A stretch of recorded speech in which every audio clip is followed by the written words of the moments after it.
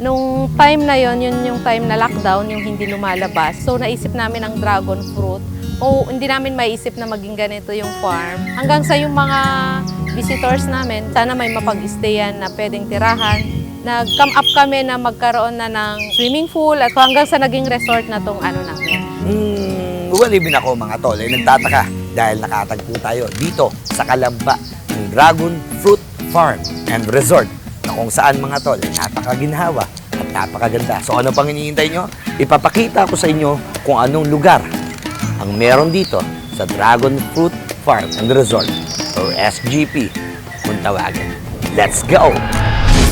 Ito na ata ang pinakamalaking dragon fruit na nakita ko sa buong mundo at matatagpuan yan dito sa Dragon Fruit Farm. Kasama natin dito si Kuya Dugs, si Jerome, si Boy Ugo, si Ichan Bugan, Boy Skincare, Boy Machunurin, at syempre si Aling Rina at ang kasama niyang pamangkin niya.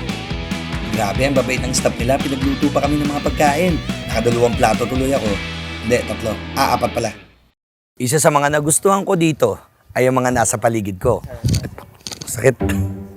Cut. Sakit.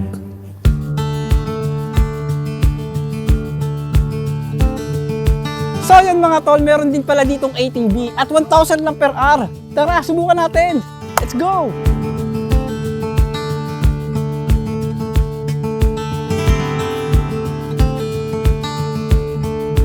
Ang SGP Dragon Fruit Farm ay nag-start lang siya noong 2020 during pandemic.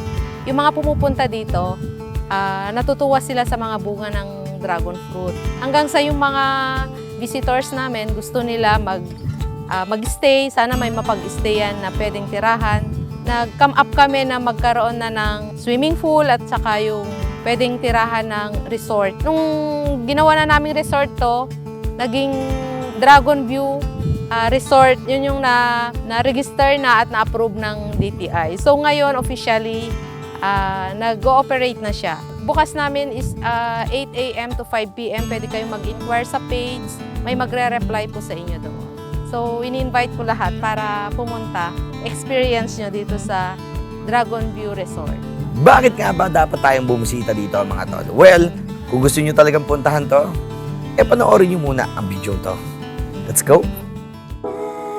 Dito mga tol ay konting oras na lang at makikita ko na ang isa sa dahilan kung bakit ako nagpunta dito sa SGP. Ito ay dahil dito.